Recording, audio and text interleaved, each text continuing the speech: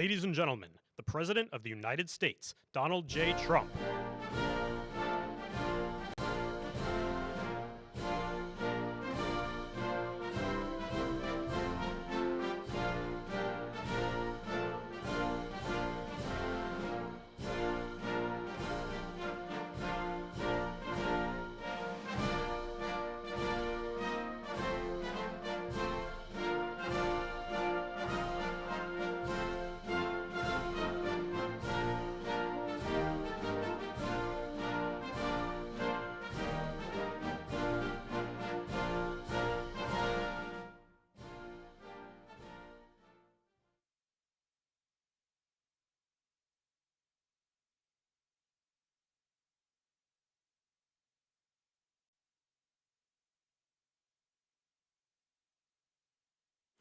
By far, I would say, and we're doing tremendous things. Our country is doing very well. You saw the numbers that got released today, yesterday. Deficits cut way, way, way back at levels that nobody's ever seen before, setting records. And the numbers coming into our country are unprecedented, and we're doing really well. We had a situation 3 days ago with Venezuela, and we're getting along extremely well with the people of Venezuela, both the people and the people that are running Venezuela.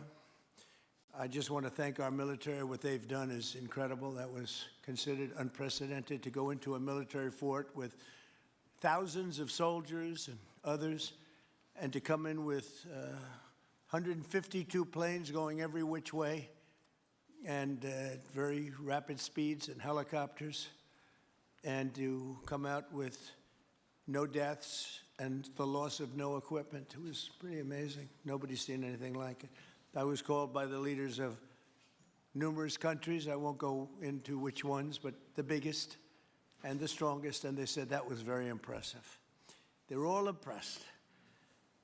But today I'm delighted to welcome almost 24 of the biggest and most respected oil and gas executives in the world to the White House. It's an honor to be with them. We have many others that were not able to get in. I said if we had a ballroom, we'd have over 1,000 people. Everybody wanted. I never knew your industry was that big. I never knew you had that many people in your industry. But here we are. And in fact, if you look, come to think of it, well, I got to look at this myself.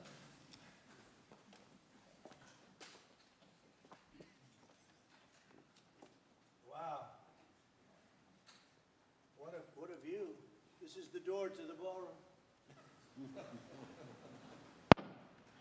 Well, what did you have? Unusual time to look, but I figure we might as well do it. If the fake news would like to go back and take a look, you can, but you'll see a very big foundation that's moving. We're ahead of schedule in the ballroom and under budget. It's going to be, I don't think there'll be anything like it in the world, actually. I think it'll be the best. We went from, this is, as you know, our biggest room, which would seat 100 for dinner, maybe, if you're lucky, if you're nice and tight. And the ballroom will seat many, and it'll also take care of the inauguration with bulletproof glass, drone-proof ceilings, and everything else, unfortunately, that today you need. So we're going to discuss how these great American companies can help rapidly rebuild Venezuela's dilapidated oil industry and bring millions of barrels of oil production to benefit the United States, the people of Venezuela, and the entire world. And yesterday, the number is 30 million barrels.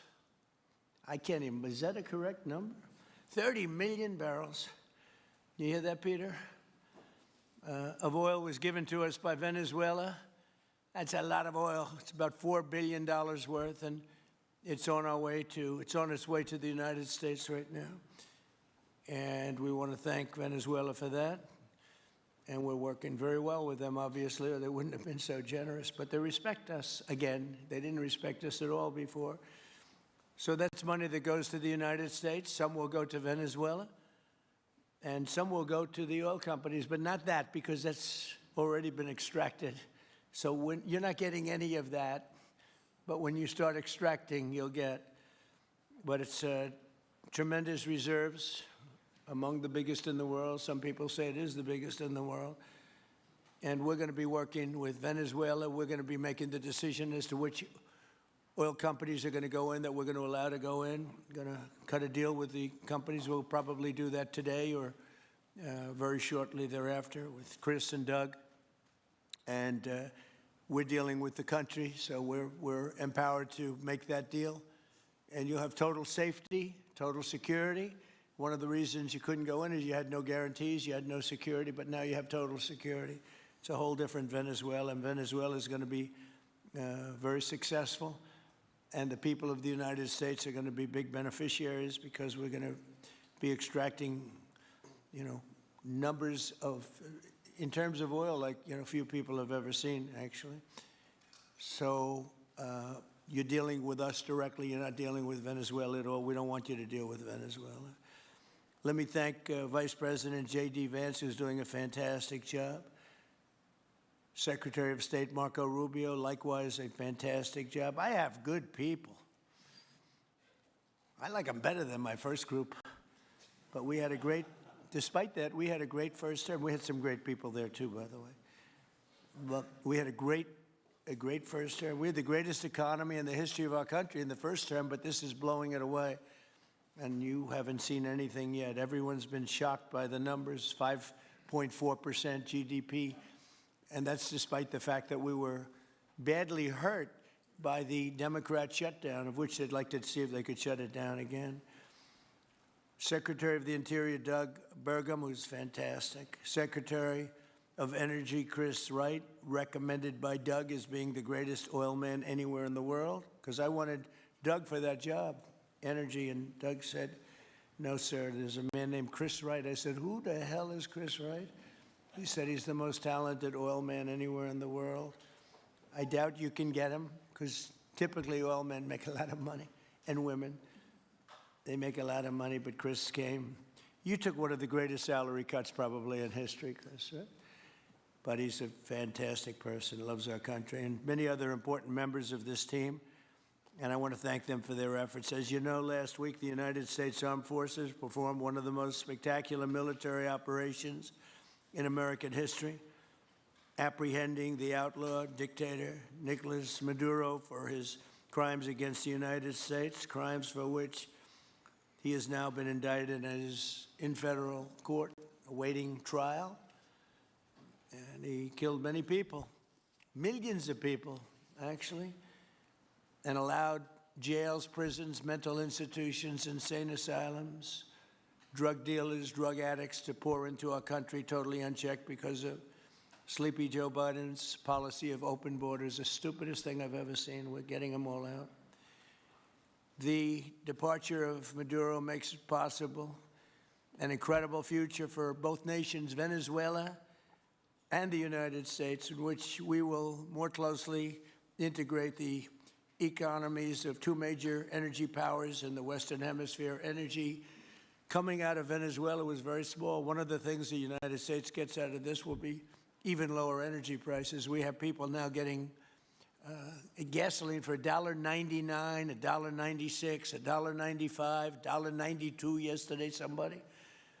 And it used to be $3.50, $4, $5 a gallon. Think of that, $1.99. Decades ago, the United States built Venezuela's oil industry at tremendous expense with American skill, technology, know-how, and dollars. But those assets were stolen from us, and we had presidents who did nothing about it. This president is much different than your other presidents. They did nothing about it. They stole it. Some of the people in this room were a little bit younger when that happened, but not that much younger. It wasn't that long ago. But they stole our assets like we were babies, and the United States did absolutely nothing about it. So now we're doing everything about it. Now we're doing 500% about it, but it's a long time after the act took place. So they stole from us, and it was taken by socialists and communists at the time, and Venezuela was going bad, really bad. And as much oil as they have, they're producing almost nothing, which is just a system. So we're really, if you look at it, we're taking back what was taken from us. They took our oil industry. We built that entire oil industry. Started a long time ago, but they took it, and they were very ungracious to this country, but now they're being very nice. American companies will have the opportunity to rebuild Venezuela's rotting energy infrastructure and eventually increase oil production to levels never, ever seen before. When you add Venezuela and the United States together, we have 55% of the oil in the world. The United States is number one. We have them drilling. Drill, baby, drill was my campaign. And Doug and Chris, I think we're setting records on drilling right now and taking oil without Venezuela. That's how we're getting the oil prices down. The plan is for them to spend, meaning our giant oil companies will be spending at least $100 billion of their money, not the government's money. They don't need government money. But they need government protection and need government security that when they spend all this money, it's going to be there so they get their money back and make a very nice return. The plan is for them to spend at least $100 billion to rebuild the capacity and the infrastructure necessary. Venezuela has also agreed that the United States will immediately begin refining and selling up to 50 million barrels of Venezuelan crude oil, which will continue indefinitely. We're all set to do it. We have the refining capacity. It was actually based very much on the Venezuelan oil, which is a heavy oil, very good oil, great oil. It's fantastic for certain things like asphalt roads, the best there is in the world for asphalt roads and other things. All of the companies here today are going to be treasured partners in bringing the nation of Venezuela back to life, restoring its economy, and generating great wealth for their companies and for their people, and also great wealth for the American people, and tremendous wealth for the companies that are going in. The companies that are going in, and if you don't want to go in, just let me know, because I got 25 people that aren't here today that are willing to take your place. So I just want to thank, these are people that I either know or I know of by reading lots of business magazines and journals and papers. These are the greatest oil people anywhere in the world. Harold Hamm, I see, is here. Harold, you know, there's a story about Harold Hamm that he could look at a piece of land, put a straw into the land, and oil pours out. Is that true about you? Whereas some of you guys have to invest hundreds of millions of dollars to find that oil, so we can't let that story be true. But they say Harold puts a straw into the land, and oil comes gushing out. So you're not a big R&D person, are you, huh? He's called instinct for oil. Now, he's got other problems, but we won't talk about those problems. But he's been a great supporter of mine for a long time, haven't you, Harold? So congratulations. But we have, and I think Harold would agree, we have the greatest oil men and women anywhere in the world sitting in this room right now. And we have a lot of people that will be back to see us sometime next week. We're going to have another meeting for another group. But we're going to do this very quickly. We can have this done almost immediately. So I'd like to thank you all for being here. I'd like to invite Vice President Vance to say a few words, followed by Secretaries Rubio, Burgum, and Wright. And then we'll have a few words from representatives that are here and to discuss their ideas, a couple of them. We have Chevron, which has been, where's Chevron? Where are you? Far right. No, I thought you'd have a better location. You were the only one that was there for all that. I used to call you and say, what the hell is going on with Venezuela? He stuck it out. I don't know if you made money or not, but you stuck it out. I got to give you a lot of credit for that. Mark Nelson, thank you very much. Exxon CEO Darren Woods.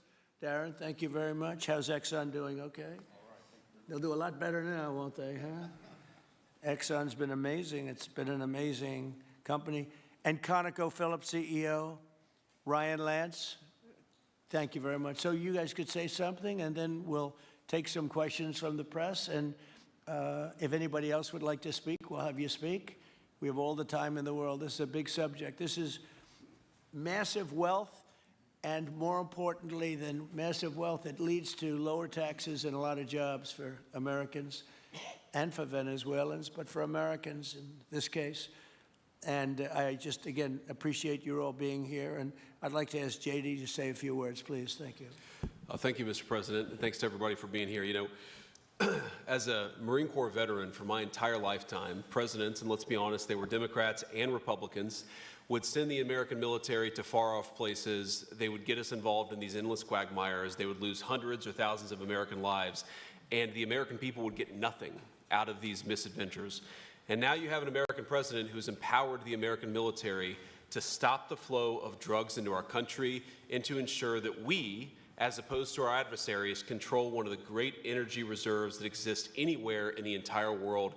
And he did it without losing a single American life in the process. It was an amazing operation. It's going to make our country richer. It's going to make our country more powerful. It's going to make our country safer. And it's going to lead to the decline, the further decline of drug overdose deaths in the United States of America.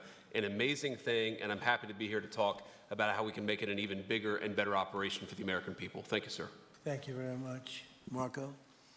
Thank you, Mr. President. And I think this is a reminder that everything this president does, everything President Trump does, is with the American people in mind. It was not in the national interest or national security of the United States and of our people to have in our own hemisphere a country, not just with vast energy reserves, but controlled by an indicted narco-trafficker who flooded our country with illegal immigration, including drug gang members, openly cooperated with drug gangs, and by the way, stole the wealth of that country to fund a repressive regime and also benefit adversaries such as Iran. All of that is now changing. As part of this process, the first phase, of course, is the phase we're in now, which is the stabilization phase. We did not want to see destabilization in the country. We're working very cooperatively with the interim authorities there to provide a market for the sale of the wealth of Venezuela in such a way that benefits the people, both of the United States, but also the people of Venezuela. And as a reminder to everyone, the president announced this just 2 days ago, every penny, everything they buy with the money that they're making from the oil now, Mr. President, will be bought from America. And that includes everything from equipment for the oil industry to food to medicine and everything in between. The second will be a phase of recovery, and then some of these phases will interlap, and that is to have a normal economy again where the money goes to the benefit of people, not the benefit of our adversaries or the benefit of elements in that country and around the world that are against our interests, at the same time as a process of reconciliation has to happen internally among the different sectors of society and politics and the like. And finally, the third phase, which is the most important of the three, is when the country fully transitions into a normal country that we have strong economic and diplomatic and relations with, that is friendly towards the United States, that's not a foothold for our adversaries, that serves our interests, but also the interests of the people. It'll be a country that is wealthy, a country that is prosperous for the people, not for a handful of criminals, but also a country that is supportive of our interests in the region and throughout the world. And we thank you, Mr. President, and the team you've assembled that have brought us to this point. A lot of work remains, important work, but this is historic. Okay. Thank you very much. Doug? Well, Mr. President, I want to thank you for your leadership, not just as president, but as commander-in-chief. The boldness, the execution, the breathtakingly precise work that you've delivered both in Iran back in June and here has changed the field for the whole world. And you always ran about the idea of peace and prosperity. And in Venezuela, as you know, this was a playground for every bad actor in the world. We had Russians, Iran, terror groups, all of them profiting from this criminal organization that was pretending to run the country. That makes America safer. You've secured the border, we're stopping the flow of drugs, and now with the normalization of relationships on an economic basis, it's going to mean tremendously for the prosperity of the American people. So I just want to say again, congratulations to you and to the entire leadership team. It's been an amazing, historic week on the scale of things that we haven't seen perhaps for 125 years in terms of the U.S. Exerting its influence over Latin America in a way that's going to make a change for generations. And on behalf of all the oil executives that are here today, Chris and I want to say thank you to all of you. It's your technology, your innovation that has put America in the place where today we are the most energy dominant country in the world. And that position is what's allowed us to take the action that we're taking with statecraft, with military action. None of that would happen if we were dependent on everybody else for energy. So you're a big part of the reason that we're able to move the way we are today, and we're grateful that you're here to be part of the solution going forward. Thank you, Doug, and you are doing a fantastic job, and we appreciate it. Everybody appreciates it. They know who's doing well. Chris Wright? Thank you, Mr. President. Yeah, what we've seen in the last week is leadership matters and credibility matters. Venezuelan oil has been sanctioned for many years, and the oil just flew, those sanctions were not enforced. That oil just floated out to trafficked by bad actors of the world. The resources weren't gone to a central place. The corruption and decline of Venezuela has been a crisis for the people of Venezuela, and as Secretary Rubio said, massive spillover effects in the United States, in crime, in drugs, in kidnappings, and in taking a huge resource base and making it not exploited, not developed. The whole world is a poorer, less opportunity-rich place because of that. When you have materials underground, they've been underground for 1 million years. That does not make them a resource. That does not make them valuable for your country, your people, or the world. They only become a resource with technology, with capital, with rule of law, and a system of governance that encourages the harvesting of those resources to make the better world. And we see here the dramatic contrast between the United States, which may have less oil underground than Venezuela. We have 20 times the production of Venezuela, 20 times the impact of human betterment, massively better quality of living here in the United States. That was at risk under the last administration. We've seen a lot of attacks on the energy that makes the world go round. President Trump's election has removed those risks, has embraced reality about how the world is energized, and we are at record production of oil in the United States, record production in natural gas in the United States. We've seen a meaningful decline in gasoline prices, diesel prices, travel prices because of jet fuel. And now President Trump is taking the genius of a different way to try to solve a 25-year festering problem in Venezuela, that all the traditional things have not worked. But ordering both a tremendous military operation to remove the heads of a criminal organization masquerading as a government, and then to use the power of our military, not to fire bullets, but to stop the flow of Venezuelan oil to the world, immediately gave us leverage over the interim authorities in Venezuela and has allowed us to be in this position today where the actions of this government can massively improve Venezuela for the better, and the bigger impact is to massively improve the quality of life, affordability, safety, and security of the United States. Very proud to be here. And we'll turn it over to Mark Nelson, who's the vice chairman of Chevron. Chevron has been in Venezuela for over 100 years, continuously. Mike Wirth, the CEO, had a knee replacement recently. He's not here. Mark is a tremendous leader in our industry, and I'll turn it over to him. Thank you, Secretary Wright. Again, I'll send Mike Wirth's regrets. He really wanted to be here, Mr. President. all right. Great guy. On his behalf, I have 3 very quick thank yous and an assurance I'd like to provide you all.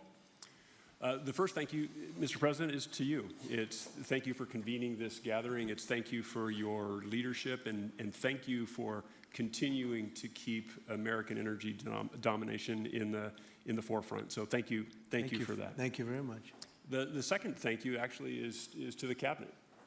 So Secretary Rubio, Secretary Burgum, Secretary Wright, your ability and commitment to continue to engage with the parties around the table to keep the world working is greatly appreciated. So thank you for that. And the final thank you actually would go to our Venezuelan employees of Chevron. They have been working tirelessly to operate safely, protect the environment in country, and their dedication and skill will help us in this next chapter. And finally, I'll close with the assurance. For more than a century, Chevron has been a part of Venezuela's past. We are certainly committed to its present, and we very much look forward as a proud American company to help it build a better future. And so, Mr. President, thank you for your leadership. And you really suffered there. You stuck it out. A lot of people left. A lot of big companies left. Many of the people sitting at this table left because of the safety risk and other risks. But you stuck it out. I give you credit for that. Sometimes it was hard. I remember 6 months ago I told you to stay, just stay. Things are going to happen. You'll be very happy. I didn't know they were going to happen this fast or this conclusively. One thing I think everyone has to know is that if we didn't do this, China or Russia would have done it. And if China or Russia were a next-door neighbor, because essentially this is not around the other parts of the world so far away where you fly in an airplane for 24 hours before you get there. This is sort of a next-door neighbor, if you think about it. And I told China and I told Russia, we get along with you very well. We like you very much. We don't want you there. Not going to be there. And if we didn't do this, China would have been there and Russia would have been there. Maybe they both would have been there together, but they're not going to be there now. One thing I will tell them, and I will tell you, that we are open for business. China can buy all the oil they want from us there or in the United States. Russia can get all the oil they need from us, and they do like oil, even though they produce a lot of it. But China and Russia and everybody else is able to go, and we'll be open for business almost immediately. I have a feeling the $100 million will be spent $100 billion will be spent very, very rapidly by these very big, powerful, and rich companies, and I think they're going to be able to rebuild the infrastructure, and I hope it's going to be brand new as opposed to a rehab, because I know the tremendous difference between the new and the not so new in your industry. The new is much more beautiful, much better in every way, and actually much smaller. It's like everything else, gets smaller and stronger. It's a combination of smaller, better, and stronger. So I hope you're going to build all brand new stuff, rip out the old crap that's been there for so many years, and do it the right way. You're going to be there a long time if we make a deal. If we make a deal, you're going to be there a long time. If we don't make a deal, you won't be there at all. It's, you know, sort of interesting. But again, China and Russia would have been there if we didn't do this. And the other thing people ask about the second wave, I don't think it's going to be necessary. We have an armada, a giant armada like nobody's ever seen in that part of the world. And it's stationed off the coast. And we are getting along so well with the people that are involved and representing Venezuela that I don't think we're going to have any, I don't think it's going to be necessary to do the second wave. We were planning on a second wave, but the first wave was so powerful and so good and so strong. And frankly, the people in the country, they did the right thing. They were smart. They did the right thing. They didn't want to go through a second wave. But we've got a tremendous number of the most powerful ships in the world right there. I don't think we're going to have to use that. I'm happy to say that. I don't think we're going to have to use that at all. If I could ask Chevron, you did a great job. I want to thank you. And ExxonMobil, if you would say a few words, and then followed by Conoco, great companies, massive companies, great companies. Exxon, please. Sure. Thank you, Mr. President. I appreciate the invitation and the opportunity, frankly, for the entire industry to show up and provide a perspective. Frankly, we've been kind of unresponsive to the press regarding Venezuela. I guess today's the opportunity to address the press directly with respect to a number of questions that have been asked of ExxonMobil. First and foremost, obviously, is the interest that we have in Venezuela. And I think, you know, the way I would position that, I think one of the reasons why we see many of the industry players here is we're in a depletion business for a product that is in great demand and will be in demand for many, many, many decades to come. And as a depletion business, the biggest challenge we have is finding resources. There's an opportunity in Venezuela with all the resources there is we don't have that challenge of finding, we have the challenge of developing those resources. So I think it's in the best interest of these companies and frankly society as a whole for the industry to be interested in understanding what the opportunity here represents. I'll just share a philosophy that ExxonMobil has when we enter countries, because we do business all around the world in a number of different regimes. We take a very long-term perspective. The investments that we make span decades and decades, so we do not go into any opportunity with a short-term mindset. And there's a value proposition that we have to meet. It has to be a win-win-win proposition. Obviously, it has to be a win for the company and our shareholders and to generate a return for the investments that we make. It has to be a win for the government. The resources are an important source of revenue that help support the people of the places that we do business. And it has to be a win for the people. We have to be wanted there and to be a good neighbor. And those three things ensure a stable, long-term platform for the large investments that we make for the long term. With respect to Venezuela in particular, we have a very long history in Venezuela. In fact, we first got into Venezuela back in the 1940s. We've had our assets seized there twice, and so you can imagine to re-enter a third time would require some pretty significant changes from what we've historically seen here and what is currently the state. If we look at the legal and commercial constructs and frameworks in place today in Venezuela, today it's uninvestable. And so significant changes have to be made to those commercial frameworks, the legal system. There has to be durable investment protections, and there has to be a change to the hydrocarbon laws in the country. We're confident that with this administration and President Trump working hand in hand with the Venezuelan government, that those changes can be put in place. And with respect to the Venezuelan government, that perspective we don't have a view on. We haven't talked to the Venezuelan government, and obviously we have yet to assess the people's perspective with respect to ExxonMobil entering the country. In the short term, there are things that can be done while these longer-term issues are being worked. For us, we haven't been in the country for almost 20 years. We think it's absolutely critical in the short term that we get a technical team in place to assess the current state of the industry and the assets, to understand what would be involved to help the people of Venezuela get production back on the market. With the invitation of the Venezuelan government and with appropriate security guarantees, we are ready to put a team on the ground there. We also have a integrated set of capabilities from production to refining to trading, and I think we can be of assistance to getting the Venezuelan crude to market and realizing a market price to help, again, with the financial situation in Venezuela. So those are my short-term perspective that I have. I'd say maybe close with a thank you, Mr. President, for the work that you've done to secure not only the national security, but the energy security of the region. And then thank you, Secretary Rubio, Secretary Wright, Secretary Burgum, for your leadership in this matter. Thank you. How long would it take you, Darren, as Exxon to, if we make a deal, how long would it take you to get in there and get started? Well, the first step, this technical team, as I talked with Secretary Wright earlier this week, we started from the beginning to put the team together so that if and when it was needed, we could hit the ground almost immediately. So we can hit the ground within the next couple of weeks, start the assessment. And then from there, we need to understand. That's what we want. We want speed and quality. That's what we want. Thank you, Darren. And Conoco, Ryan? Thank you, Mr. President. Appreciate the opportunity to be here, too. And you've assembled a great team. And our congratulations as well for removing one of the terrible people in the world and bringing them to justice. It was quite amazing. I think you've given hope to the people of Venezuela again, which I think is quite remarkable. And we've been on the other end of that despot regime a long time. Our assets were expropriated. I had a little bit more hair when that happened.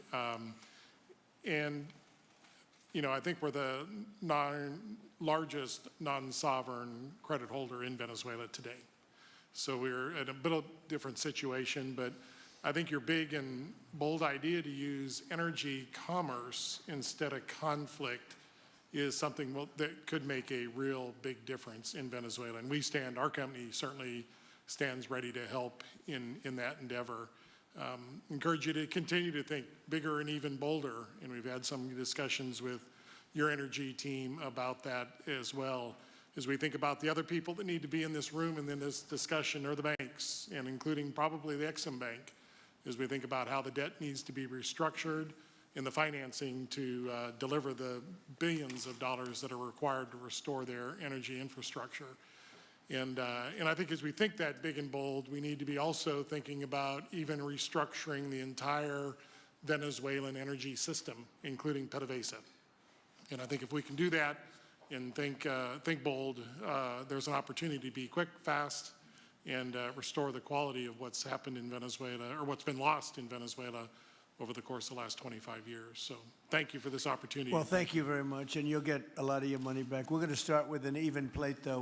We're not going to look at what people lost in the past, because that was their fault. That was a different president. You're going to make a lot of money, but we're not going to go back. You left a lot of money behind, I guess, huh? What number? $12 billion. How much? 12 billion.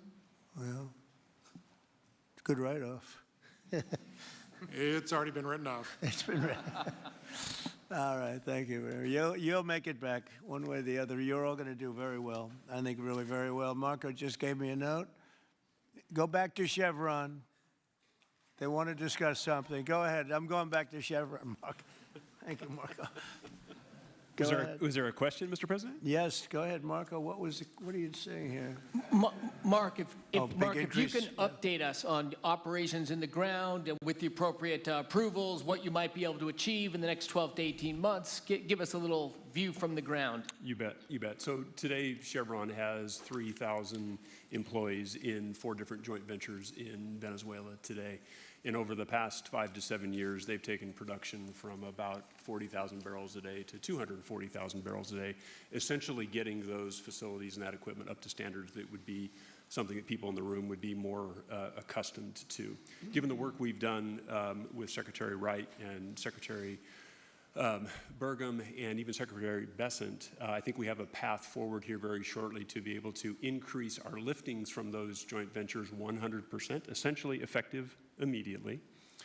We are also able to increase our production within our own disciplined investment schemes by about 50% just in the next 18 to 24 months, and that's just leveraging what's on the ground. So to Secretary Rubio's comments about phase 1, this is taking the momentum of improvements we've already made there locally and building on those and creating more momentum for the people of Venezuela. Do you think you have an advantage being there? You've been there by the skin of your teeth. It's been tough for you to be there. But do you think you have an advantage over the other people in this room by the fact that you are there? Yeah, I think there are, Mr. President, I think there would be days where it didn't feel like an advantage, and there are days where it does feel like an advantage. But having people on the ground today that care desperately about the people of Venezuela and know how to operate the assets that are there is a definite advantage today. Would you say the best locations are available, or would you say the best locations are already sort of worked, even though they're in very bad shape? The Well, best locations for finding oil, the best locations for oil. There are more opportunities than not, Mr. President. With 300 billion barrels of reserves and resources in country, there are lots of opportunities for many companies. Will you be building new, or will you be using the old infrastructure that you have? Yeah, today it's a little bit of a mix, but today it's mostly us taking the equipment of today, getting it to the standards that we are accustomed to your comments about making it how it should be today. Most of the investments that we've been making are about getting it up to our standards. Well, I think you're going to make an investment, but you're going to get your money back very quickly, and that's part of our thing. We're going to have you get your money back fast, and then you'll give a lot to Venezuela and to the United States after that. Okay, so you'll be in good shape. Could I ask Carol Tam to say a few words? He's been a friend of mine for a long time. Very amazing man, actually, amazing energy person. Well, thank you, Mr. President. It's good to be here with so many dignified people. And this effort particularly, and thank you for your effort for what you've done here, taking this despot out of that area. And the world dealt with him way too long. Certainly, our industry knows that this is a real jewel that can be developed for the people of Venezuela, and also benefit the world. And like Secretary Wright said, it has not been done. That's not been done in the past, and they had a good chance at it. Brought someone in that totally took it down, as everybody knows here, and that was Chavez, and we know what happened to him finally. But that ruined the industry in Venezuela, and all of us know how that ended very well, very, very wrongly. So anyway, we're glad to see what's happened here, and look forward for the opportunity for a lot of people in this room, but also for America and the country itself. Are you going to be involved in going in? Because, he's in North Dakota, and he's in Oklahoma, and some incredible places. It's a little bit different, but there's no doubt about you won't have to worry about the straw too much here. You can just go at it. Are you going to be one of the participants? Well, certainly, I'm an oil finder, like you said, Barry Switzer, told that story. The coach. And he's kind of exaggerated a little bit. It doesn't come out quite that easily usually. But anyway, great story. I love it. But I love Barry. Barry's the one that told me this. Yeah, he's a champion, and in a lot of ways. So love that story. Certainly, it excites me as an explorationist. Everybody has that in their blood, and it is a very exciting country and a lot of reserves. And so it's got its challenges, and the industry knows how to handle that. And like Darren said, you go into your eyes open and do the best you can with the team you got. So Well, you're going to thank have you. something that they never had really here is tremendous security. You're going to be very secure, very safe, physically safe in addition to financially safe. So it's good to see you, Harold. Thank you very much. Does anybody have anything to say before we get to the press? Cuba have to do to avoid the same fate as Venezuela? What does Cuba have to Well, Cuba's in bad shape. Cuba relied on Venezuela for oil and for money. And nobody really knows what's going to happen with Cuba. They're doing very poorly. They're really third world all the way. And we have a lot of great Cuban Americans. And I would say Marco fits very solidly into that category. And I might ask you to say a few words about, we were discussing it before, Cuba is a very different, they don't have energy, they don't have oil, but they would live off of the oil from Venezuela. And what they do have is very strong people. And very powerful people militarily, and they would protect the people running Venezuela, and they would take in a lot of money from Venezuela. Now they don't have that. They won't be taking in any money. So, Marco, what do you think? Well, I mean, the fundamental problem in Cuba is that it's run by incompetent people that don't know what an economy looks like, much less a functioning one. They've made a choice, and that is they would rather have political control over their people than they would have an economy that functions. And they've gotten away with it for 60-something years because they've had donors, the Soviet Union, and now most recently Venezuela. But that's now gone. So the people in control in Cuba have a choice to make. They can either have a real country with a real economy where their people can prosper, or they can continue with their failing dictatorship that's going to lead to systemic and societal collapse. So it's a very stark and dramatic choice, and it's one we hope to make the right one. We don't have an interest in a destabilized Cuba, but that would be their fault because they refuse to allow the people of Cuba to have either economic or political freedom for that matter. And you have a lot of people in this country that want to go back to Cuba and help Cuba. A lot of people have left, they came in penniless, they didn't have anything, and they become very rich people in our country, and they want to very much go back and help Cuba. So that's something that Cuba has that a lot of other places don't have. Peter? President Trump, thank you. I do want to ask you about Minnesota, but first, just more on topic. President Zelensky said that he was watching with the rest of the world as you made this order to go and capture Nicolas Maduro. And he said, if that's how it works with dictators, then the United States knows what to do next. Sounds like he wants you to go and capture Vladimir Putin. Would you ever order a mission to go and capture Vladimir Putin? Well, I don't think it's going to be necessary. I think we're going to have I've always had a great relationship with him. I'm very disappointed. I settled 8 wars. I thought this would be in the middle of the pack or maybe one of the easier ones. And I don't know if you know, Peter, the last month, they lost 31,000 people, many of them Russian soldiers, and the Russian economy is doing poorly. I think we're going to end up getting it settled. I wish we could have done it quicker because a lot of people are dying, and mostly soldiers. They get hit in Kiev and they get hit a little bit here and there, and people are dying there too. But largely, it's the soldier population.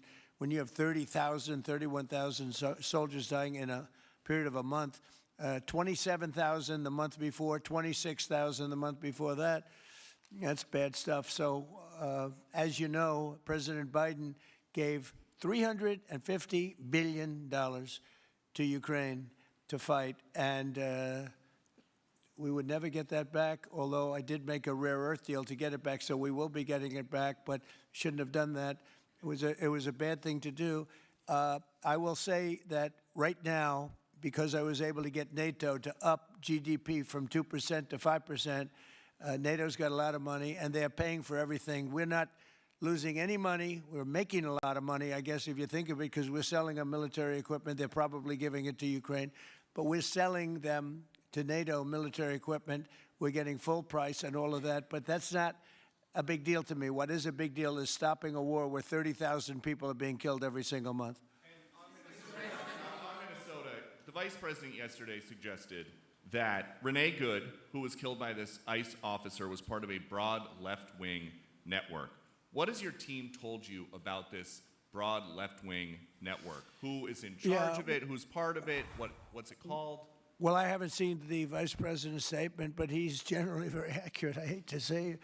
Look, I watched that yesterday, and there were a lot of different forms to it. But there was a woman screaming, "Shame, shame, shame, shame." She was a agitator, probably a paid agitator, but in my opinion, she was an agitator, a very high-level agitator, so professional. She wouldn't stop screaming. I said, this isn't a normal situation. This is a professional troublemaker, because you heard it and I had it. Now, I will say this. The news sort of turned her down, turned her off, because you're trying to watch. She was so loud and so crazy and just not normal. When somebody sees something like that, they don't go screaming and the same words. So I guess you could say professional, but I didn't think she did a very good job. You have agitators, and we will always be protecting ICE, and we're always going to be protecting our Border Patrol and our law enforcement. Yeah. In your conversations with these oil executives today, did you provide any security guarantees so that they can do their work safely in Venezuela? Yeah. And separately, Mr. President, They will have those guarantees, yes. And separately, Mr. President, I'm curious in terms of the future of Venezuela. Do you see Venezuela, now led by Delcy Rodriguez, as an ally of the U.S.? Is that the way that you view that country right now? Well, right now they seem to be an ally, and I think it'll continue to be an ally, and we don't want to have Russia there. We don't want to have China there. And by the way, we don't want Russia or China going to Greenland, which if we don't take Greenland, you're going to have Russia or China as your next-door neighbor. That's not going to happen.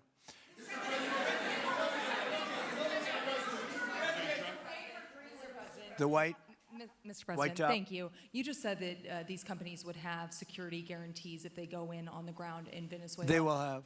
And what is your plan there actually for these companies and those Americans who are going to be on the ground working for these companies? Well, there are going to be Americans. I assume they're going to be using a lot of Americans, but they're going to be using a lot of people from Venezuela and other places, I would imagine. But I would think that mostly they'll be using Venezuelan workers. They have a lot of great workers. They have a very high unemployment rate, and they have workers that are very familiar with taking oil out of the ground. Yeah. How long do you think the Ayatollah will be in power after what we've seen play out on the ground there? When is the U.S. going to get involved now that reports of protesters being killed on the ground? So Iran's in big trouble.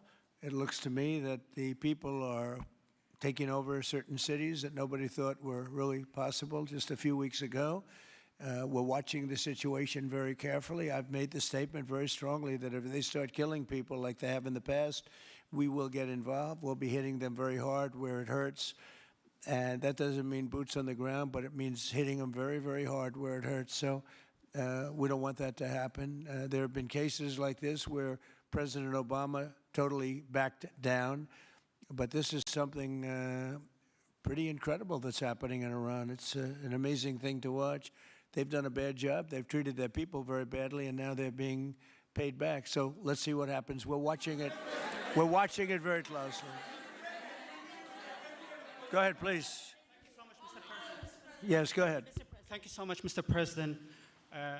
Do you have any comments in reaction to the recent attacks by the Syrian government alignment groups against U.S.-backed Kurdish forces in Aleppo, Syria, which killed dozens of civilians and displacing many families? Does your administration bring peace between the Kurds and the Syrian government? I want to see peace, yes, I do. The Kurds and the Syrian government, we get along with both, as you know very well. They have been natural enemies over the years, but we get along both, and we want to see Syria succeed. And so far, I think they are succeeding, but this is just breaking out, and we want to see that stopped. Go ahead, please. Colombia, Gustavo Petro, in a few weeks. Do you hope this meeting with Gustavo Petro marks a new chapter, a new beginning in the benefit of the U.S. and Colombia relations? What country? Colombia, with the president of Colombia, Gustavo Petro, your I had meeting. a very good talk with him yesterday, and he's been very hostile. to us and to the nation and to me, called me a dictator and lots of other things. Called Biden some terrible names, far worse than he called me. But he called yesterday through people, and he wants to meet, and that's fine with me. I've made up with people also, you know. So we're going to have a meeting with him. We had a very good conversation. The people of Colombia are incredible people. Marco would know that better than anybody because he's married to a woman from Colombia. And I don't mean Columbia University. That would be, I'm not sure. I think I like Columbia, the country, better, if you want to know the truth. The people, hold it. The people are great people. I look forward to meeting with them. We're going to meet in the very near future. Would you meet the interim president of Venezuela here in the White House? Would you greet her to discuss the fate of the oil? Yeah, well, I'm going to meet a lot of people, and we're going to meet, you know, we meet a lot of people. When you end 8 wars, you get to know a lot of people, and I think it's very important. As an example, we have over $18 trillion. Think of that, $18 trillion coming into our country. A lot of that's coming in from foreign countries like Saudi Arabia and Qatar and UAE and others. And I get to meet a lot of people, but I will be meeting with various representatives of Venezuela, probably pretty soon. We haven't set that up. But the relationship that we have with the people that are currently running Venezuela is very good. We also have a young lady that received the Nobel Peace Prize. She's going to come in and pay her regards to our country, really, to me, but, you know, I'm a representative of the country, nothing else. And she's coming in sometime next week, I think Tuesday or Wednesday, and we'll see how that is. But no, we're dealing with the people from Venezuela. We're dealing with them very well. I think they've been very smart in the way they've dealt with us, frankly, because that whole place could have been obliterated with one more strike, and we didn't want to do that.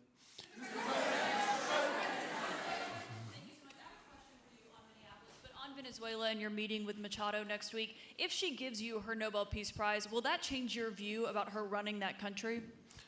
Well, I have to speak to her. I mean, I'm going to have to speak to her. She might be involved in some aspect of it. I will have to speak to her. I think it's very nice that she wants to come in, and that's what I understand the reason is, because Norway is very embarrassed by what took place. I mean, they're getting decimated. Look, whether people like Trump or don't like Trump, I settled 8 wars, big ones, some going on for 36 years, 32 years, 31 years, 28 years, 25 years, some just getting ready to start, like India and Pakistan, where already 8 jets were shot out of the air, and I got it done in rapid order without nuclear weapons.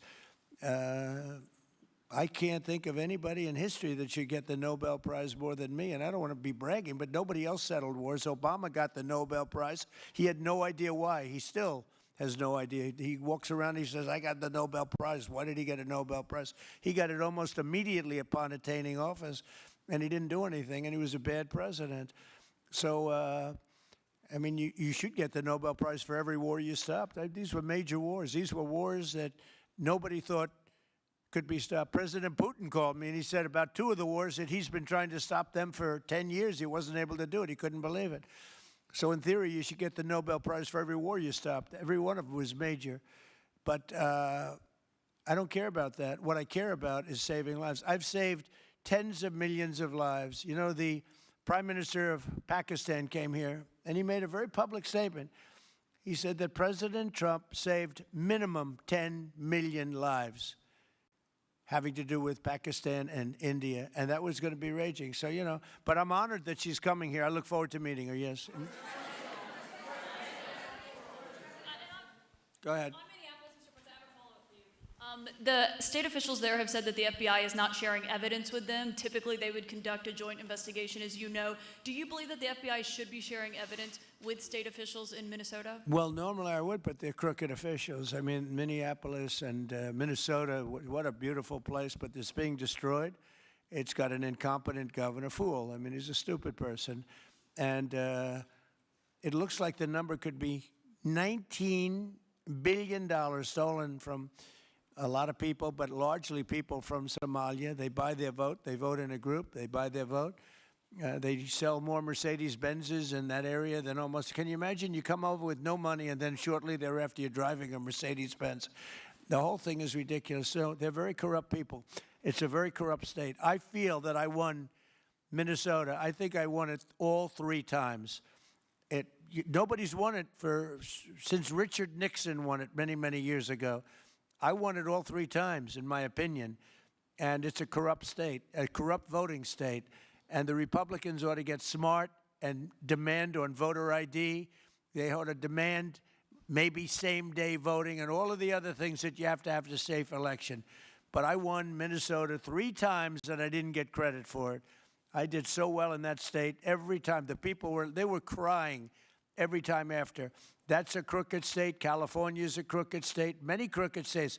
We have a very, very dishonest voting system. The last time I won, 24, the one that just took place, I won because it was too big to rig. You couldn't rig it. It was too big. But I won the state of Minnesota. It's a corrupt voting system with an incompetent governor, a very incompetent governor. And by the way, he's a very corrupt governor, too. Go ahead. I have a question on Iran, but first, very quickly on Venezuela. How do you provide total security guarantees to these companies without putting U.S. boots on the ground? Well, we're going to work with the Venezuelan leaders and people, and we're going to have a very safe group. And they're going to also bring over some security with them. You know, these are not babies. These are people that drill oil in some pretty rough places. I could say a couple of those places make Venezuela look like a picnic. These people around the table, these are tough people. They go into areas that you wouldn't want to go. They go into areas that if they invited me, I'd say, no thanks, I'll see you back in Palm Beach. No, this is a tough group of people. They know how to do it. But we are, in addition to that, we'll have very good security for them. We're going to make sure there's very, very good security. And I think the people of Venezuela are going to give you very good security. You know, the people... Now, I'm not talking even the leadership. The people of Venezuela are going wild over this. They named a street after President Trump. What do? You attack a country and they name a street? That's never happened before. Although I heard that's also taking place in Iran. They named a street. The protesters. I just hope, just God bless them. I just hope the protesters in Iran are going to be safe, because that's a very dangerous place right now. And again, I tell the Iranian leaders, you better not start shooting, because we'll start shooting too. With your glasses, sir, go ahead, please. Hold it. Next to you. Yes, glasses. The gentleman with the glasses. All right, thank you, Mr. President. With those very big glasses, actually. Yeah, Ferrari, actually. Mr. President, I have 2 questions. What do you want the European Union to do in Ukraine? The European leaders seem pretty divided on Ukraine. And then if you can reiterate this straight message that you have to the Iranian leader, to Khomeini, the message that you have. You're talking about Iran? Oh, Iran, yeah. What the do first I want one is on Iran Europe. to do? I'm sorry? Where are you from? Italy. Oh, nice place. Yeah. Okay. The first question So is what on are you Europe. asking about Iran for? Well, if you can answer about Europe and what you think the Europeans should do on Ukraine, and then a message. Well, look, Europe has been doing so much for Ukraine, but it hasn't been enough. And obviously that I would say that President Putin is not afraid of Europe. He's afraid of the United States of America, as led by me. There's no fear of Europe. Europe's fallen behind. And Europe, and J.D. said it very strongly, I don't know, he took a lot of heat, but I didn't give him any heat. Europe is a different place. Europe is changing. Europe has got to get its act together. I love Europe. I guess I came from Europe, essentially. My roots are in Europe, but Europe is a different place. They have to get their act together. Now they have a great NATO leader, and they've gone up to 5% from 2% GDP. That's a big step. But they have to be very careful with their immigration policy, and they have to be because, I will just say, to be nice, that there are certain places in Europe that are very important that are no longer recognizable. I'm being very nice. I'm being very diplomatic when I say that. They are not recognizable. And they have to be careful on energy, because they're putting windmills all over the place and losing a fortune. They're destroying their country. They're just destroying the beautiful landscapes, the beautiful everything. They're doing. And by the way, in case you people don't know, I'm not much of a windmill person. I can proudly say, Doug, that we have not approved one windmill since I've been in office, and we're going to keep it that way. My goal is to not let any windmill be built. They're losers. They lose money. They destroy your landscape. They kill your birds. They're all made in China. And all you have to do is, just about all of the windmills are made in China, the structures. All you have to do is say to China, how many windmill areas do you have in China? So far, they're not able to find any. They use coal and they use oil and gas and some nuclear, not much, but they don't have windmills. They make them and sell them to suckers like Europe and suckers like the United States before. They are the worst form of energy, the most expensive form of energy, and in 8 years they're rotted out anyway.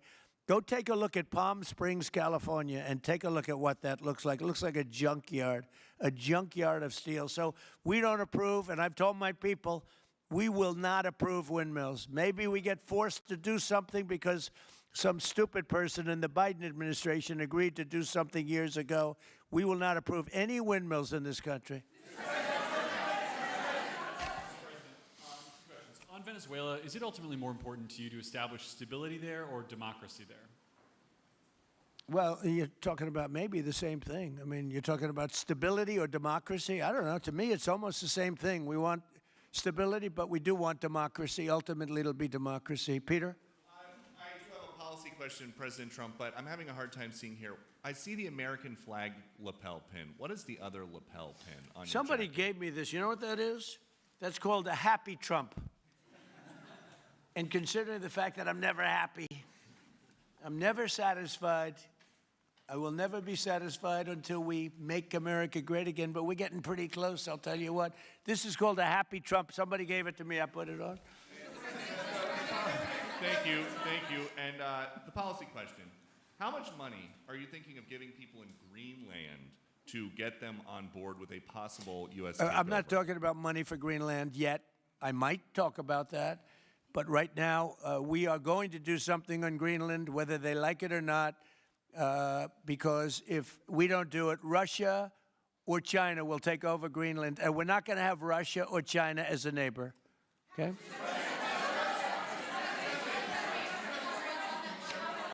I would like to make a deal, the easy way, but if we don't do it the easy way, we're going to do it the hard way.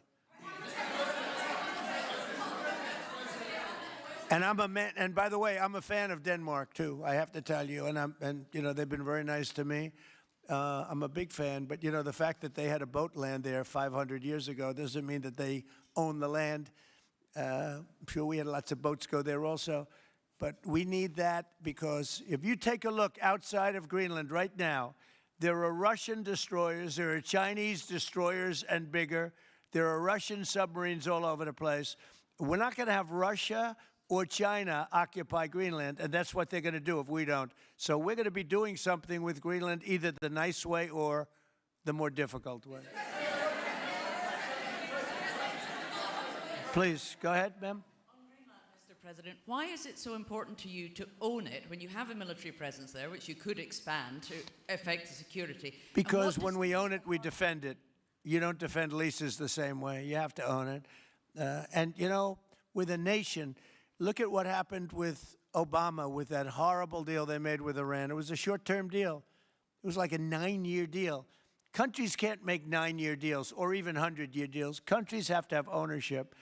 And you defend ownership, you don't defend leases. And we'll have to defend Greenland. If we don't do it, China or Russia will. It's not going to happen. We are not going to have, and I like China, I like Russia, I love the people of China, I love the people of Russia. I get along very well with President Putin, but I'm very disappointed in him. I get along very well with President Xi. I'm going to go over to China in April, but I don't want them as a neighbor in Greenland. Not going to happen. And by the way, and NATO's got to understand that. I'm all for NATO. I saved NATO. If it weren't for me, you wouldn't have a NATO right now. But we're not going to allow Russia or China to occupy Greenland, and that's what's going to happen if we don't. Go ahead.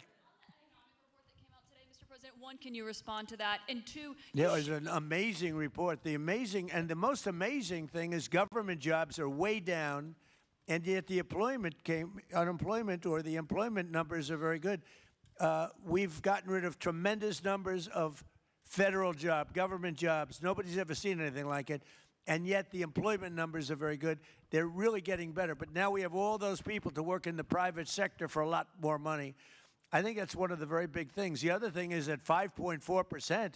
And remember, this is after we had a shutdown. And that shutdown had an impact because the concept of the shutdown, even though it's before, people knew we were going to be shutting down. A lot of bad things happened. And by the way, on January 30th, you may have another shutdown. We'll see what happens. But I think the numbers, Caitlin, were really amazing. Look, to think about 5.4%, nobody thought that. They thought it was going to be 2%. And you know what it is? It's tariffs. And it's also November 5th. We had a great election, a great election. Our country was dead 1.5 years ago, and now we have the hottest country anywhere in the world. And I hope you guys were impressed. 5.4%, and we haven't even really transitioned yet. There's no reason it can't be much, much higher than that. Yeah.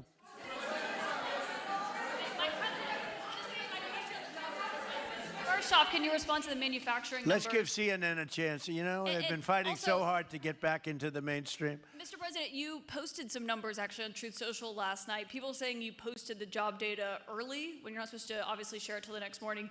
Did you do that on purpose? No, I don't know. If they posted them, I said post them whenever you get a chance. I don't know. They gave me some numbers. When people give me things, I post them. But the numbers are amazing. Yeah, please. How does the administration plan to distribute the money from the Venezuela oil sales? Is it, obviously you say it's going to go into these controlled accounts. Yeah. Would it go back to Venezuela in a Yeah. direct payment? Is it going through these goods? How do you plan to do that? Well, And we then I have want a to make second sure question. that Venezuela can survive. You know, Venezuela needs money, and we're going to make sure that they get money. And we're going to get money, and the oil companies are going to make something for the work they do, and they're going to get back their money. We're devising a formula, but it won't be so much of a formula. It's going to be what they need. We're going to take care of what they need. There'll be plenty left over. We're going to have a lot of money left over. And the money left over is going to the United States of America, and the oil companies are going to be very happy. Yeah, please. Thank you, Mr. Would the administration offer a backstop to these oil companies for like financial guarantees, some sort of backstop, if the country did destabilize again? That's a very interesting question. Using the word backstop, I haven't heard that word in a long time. That was at the Wharton School of Finance I last heard. That's a good term. We ought to use it more often. I hope I don't have to give a backstop. Look, these are very smart people, the smartest people. They're not only in oil and business. These are the biggest companies in the world sitting around this table. They know the risks. I mean, there are risks. We're going to help them out. We're going to make it real easy. They're going to be there for a long time. We're going to be there together for a long, long time. And they're going to be taking the oil, and they're going to be bringing oil prices down. They're going to make a lot of money. They're going to get their money back. They're going to be safe. The people of Venezuela are going to be big beneficiaries, and the United States of America is going to be a big beneficiary for what we've done. And you know, one other thing I might say, it's also very big for national security because, again, just like Greenland, we can't have China or Russia occupy Greenland. We can't have China or Russia occupy Venezuela. And if we didn't do what we did, China or Russia would have been in Venezuela. I think I can, where's Mr. Chevron? So let me ask you, they would have been there if we didn't do this. Do you agree with that?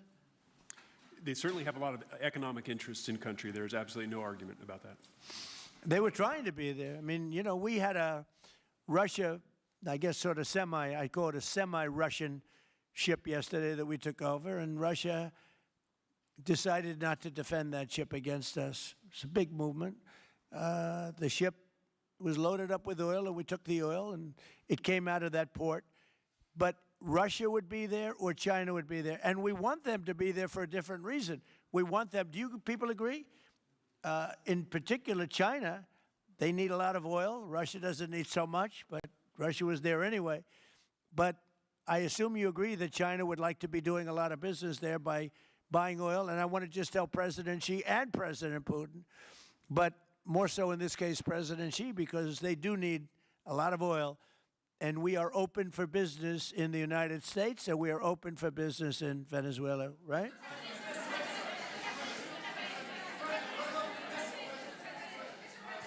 Go ahead, sure. Mr. President, You know, what is your I could take questions from these people all day long. You know, they're sitting here, and generally they're very rich, very powerful, but nobody gives a damn about them.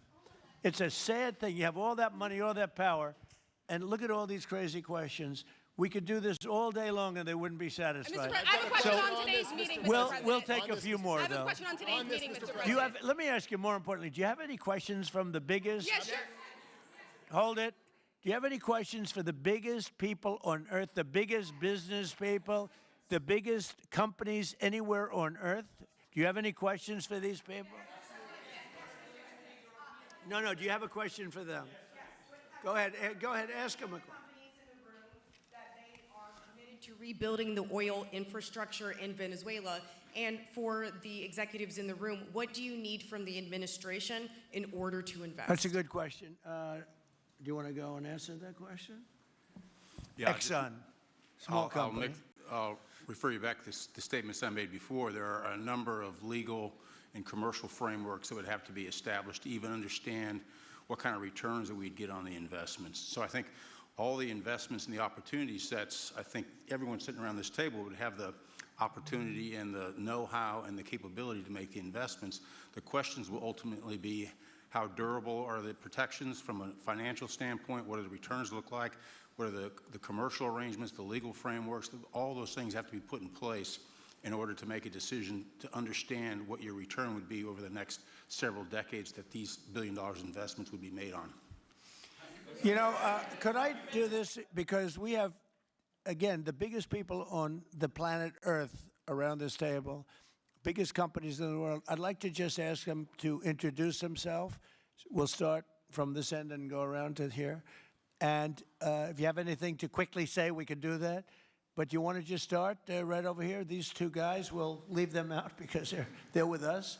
Please. Thank you, President Trump. John Addison at Vitol. We're here to ensure that you are going to be able to move all of this oil all around the world at the best price possible so that the influence that you have over the Venezuelans will ensure that you get what you want. Thank you. Thank you. Good point. Thank you, Mr. President. Ryan Sheffield of Formentera. My grandfather, Hugh Sheffield, was president of ARCO, Venezuela. Right. Thank you for what you did. Do you like what we're doing? There's a lot of shale there, a lot of upside. He would be very happy looking down. He'd be very proud of you right now, right? Yes, sir. Good. Thank you. Mr. President, Luis Rodriguez. I'm probably the only Venezuelan American sitting on around this table. I want to personally thank you for the courage of your actions over the last couple of weeks. I think I speak, and I speak of Venezuela in general in saying there's optimism. You've brought optimism to the table, and if the conditions are met, the opportunity is absolutely immense. I agree with that. That's true. Thank you. Well said, too. It's immense. This is a tremendous opportunity. Thank you. Richard Holton from Trafigura. We're working with your administration, Mr. President, to bring that Venezuelan oil to the United States. Our first vessel should load in the next week. Great. Good job. Thank you. I think the reason that most of us are here and thinking about the future is because we trust you initially to set this program up that will work and guarantee that this can be done. And there's a huge investment that needs to be done. We've all agreed on that. And certainly we need time to see that through. So thank you for what you've done. Thank you very much. Thank you. Mr. President, I'm Lane Riggs, CEO of Valero Energy, and we're one of those companies that refineries in the U.S. are uniquely configured to run Venezuelan oil, and we're more than happy as this opportunity expands for us to further invest in our refineries to produce more of it. And you're very much set up for the heavy oil, right? Yes, sir. That's great. That's great. We're ready for it. Thank you, Mr. President. Thank you for having us here. Thank you. And thank you for opening the door to a better Venezuela. We are a Spanish company, but we are fully committed to invest here in the States. We have invested over the last 15 years $21 billion in the American oil and gas industry, in Pennsylvania, in the Gulf of America, in Texas, and in Alaska with the discovery of Pikka that is going to have the first oil this quarter and is going to change, is going to reverse the declining history of that great state of Alaska. We are in Venezuela, Mr. President, with our partners of Eni. We produce the gas that guarantees the stability of a half of the grid power in Venezuela. So we are committed with this stability, and on top of that, we are on the ground. We have people, we have facilities, we have technical capabilities, and I take your point, Mr. President. We are ready to invest more in Venezuela. Today, we are producing 45,000 barrels a day gross of oil, and we are ready to multiply by 3 this figure in coming 2-3 years, investing hard in the country, following your recommendation, if you allow us, of course, and in the framework, commercial and legal framework that could allow this growth. So thank you, Mr. President. Thank you. Great job you've done. Thank you. Mr. President, thank you for having me. Matt Sheehy, I'm with Tallgrass Energy. We are an infrastructure business, so whether it's oil, gas, CO2, we move that around. So most of my customers are sitting around the table and happy to lend our expertise to what's going on in Venezuela to support the people. And obviously infrastructure is going to be critical to see it repaired. Thank you. Thank you. Mr. President, thank you. An honor to be here. Marianne Mannon, Marathon Petroleum. We are one of the largest U.S. refiners. On behalf of the men and women of Marathon Petroleum and of our industry, thank you and the administration for what you're doing for U.S. energy independence. We have the ability and the capability of our assets to process Venezuelan crude, and the people of Marathon Petroleum stand ready to do so. Do we need more refineries in our country? In the U.S., probably Yes. not. We have sufficient capacity. It's amazing. A lot of it was approved during my first term. We were getting you approvals that nobody could have gotten in Louisiana and other places, and they got built. Before that, it was a disaster. We didn't have the refineries. Now we do because of the first term. Please. Darren Woods, ExxonMobil. Okay, we'll go over here. Thank you, Mr. President. Jeff Hildebrand, founder and chairman of Hillcorp Energy, one of the largest private energy companies in America. Who's bigger, you or Harold? We're close. Huh? We're close. Harold. Absolutely, Mr. Ham. But thank you for your great, tremendous leadership in protecting the interests in the Western Hemisphere. The message that you have sent to China and our enemies to stay out of our backyard is absolutely fantastic. So thank you. Thank you very much. And finally, Hillcorp is fully committed and ready to go to rebuilding the infrastructure in Venezuela. You'll go there? You'll be going? Yes. Good. That's good. You'll be very happy. Thank you very much. Thank you, Mr. President. Jeff Miller, CEO of Halliburton Company. We are the largest American oilfield services company. We're the second largest in the world. Been in business over 100 years. Started operations in Venezuela in 1938. Long time in Venezuela. I personally lived there for 4 years and raised my kids there. So quite familiar with Venezuela, and just couldn't express gratitude more so for the opportunity to return to Venezuela under the stability that I know that this team and your team are able to deliver. And so When did you leave? Huh? When did you leave Venezuela? As a company, we left under the sanctions in 2019. So we had intended to stay, and then when the sanctions went into place, we were required to leave. But very much interested in returning. Have 600 Venezuelans with Halliburton today, all around the world. Look forward to putting them back to work. Great job. Great Thank job. you. You'll be back. Please. Mr. President, I'm Alex Granberg. My company, Aspect Energy, is one of the leading American international wildcatters. We've found significant fields in Central and Are you a South. wildcatter? I'm a wildcatter. That's pretty cool, I'll tell you. I would have been a wildcatter too if I was in. And you've been successfully wildcatting. We've found significant fields in Central and South America, in the Middle East, and in Europe. We're a leading That's oil great. producer in Hungary. But probably the most pertinent example is what a wildcatter does is take on risk and try to reduce it. Then other people come in and put more capital in later, so we're kind of kickstarters in the oil industry. We went into Kurdistan very early on, back when Right. people told us it wasn't safe and we shouldn't do it.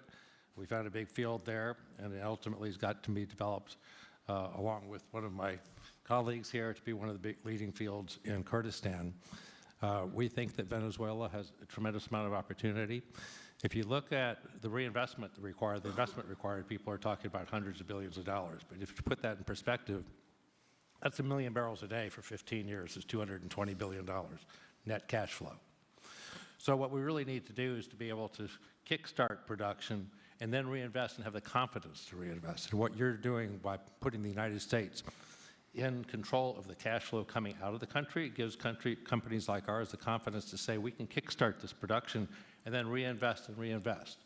In Hungary, we've invested $1 billion in changing the trajectory of Hungarian oil production. We were only able to do that not because we could write $1 billion check, we're a smaller company, but because we reinvest all the cash flow back into new production. Good. Mark Good Nelson, job. Mark Nelson with Chevron Sure. again. Thank you, Mr. President. I'm Claudio Descalzi, and ICO, Italy. We started working in Venezuela in 1980. We have a lot of oil, but now just the gas is flowing because it's not under sanction. And as my colleague from Repsol said, we cover more than about 50% of the electricity in the country. So that is essential to avoid any kind of problem, social problem. We own about 4 billion barrels of reserves, so a huge amount in the Orinoco Belt and in central Venezuela. We have now in the country 500 people, most Venezuelan, and we are ready to invest. Clearly, we are ready to invest. We thank you for the big efforts and the efficiency of your action, and we are here. And we are here to work together with the U.S. We are also a big investor in the U.S. So I know that. we thank you again, and we are there. And we are also ready to join with American companies in our assets to develop and go faster with good investors and good know-how from the U.S. company. Yeah. Thank you. You've done a great job. Thank you very much. Mr. President, Ross Perot, good to see you again. I'm chairman of Hillwood and HKN Energy, been in the energy business 45 years, and we have been working with your team quite a bit. We have been in Kurdistan now for 19 years, along with Alex, and built a very good business. But now with your team, we're looking in Syria, we're now in Libya, and so we are very excited to look at Venezuela with you and your group, and look forward to continuing to build this great industry. Thank you very much. Thank you. Mr. President, thank you for having us here today. Wael Salwan from Shell. Of course, we have a huge presence here in the U.S., in the Gulf, as well as in Pennsylvania with a petrochemical facility, which I think we had the opportunity to host you at, as well as being one of the largest LNG off-takers of American LNG. We have been in Venezuela for a very long time. We actually drilled in 1914 the first well that discovered oil in Venezuela, and on the back of which the entire energy industry was established in Venezuela. When we left in the 1970s because of nationalization, we had 1 million barrels per day of production. But we have kept boots on the ground in Venezuela all this time, and we now have a few $1 billion worth of opportunities to invest in, subject to OFAC approval. So we are ready to go and looking forward to the investments in support of the Venezuelan people. That's great. Thank you very much. Thank you, Mr. President. Ben Marshall, the America's CEO for Vitol. Alongside Trafigura, we're very thankful to have worked with the government and the Venezuelans to be able to bring the crude oil to market at a market price as quickly as we can to help stabilize the country. Thank you. Thank you. Ryan Lance, ConocoPhillips. I'll defer to my colleagues. Thank you, Mr. President. Olivier Lepoche, CEO of SLB, or formerly known as Schlumberger, the largest global oilfield services. We have been in Venezuela since 1930, and we still operate. We operate today on the ground with in support of Chevron. We have ability to scale. We have 1,100 Venezuelans in the company, 2,000 additional that are calling us to go back to country and to go back to work. We're able to mobilize in the last 18 months 2 rigs and deliver 50 wells with success. So we're here. We have knowledge of the subsurface like nobody else has. We have boots on the ground, capacity on the ground, $700 million of equipment value on the ground in Venezuela, ready to mobilize for all of our partners, customers. So we are ready to scale fast, and we really want to thank the administration, Secretary Wright, Secretary Bergen, for the effort they are supporting and giving us to be successful on behalf of the Venezuelan oil and gas industry. Thank you very much. Thank you very much. Well, check this out. They say the very best for last. And I don't have that sexy accent like this guy next to me here. Mr. President, my name's Bill Armstrong of Armstrong Oil and Gas. I'm a private independent guy. And in real estate, you were a wildcatter. So wear that motto proudly. But like you, I was my own guy. I don't have shareholders. I don't have private equity partners, but I've been drilling all over the place. In fact, I had the largest discovery in Alaska, biggest discovery in 50 years in our country.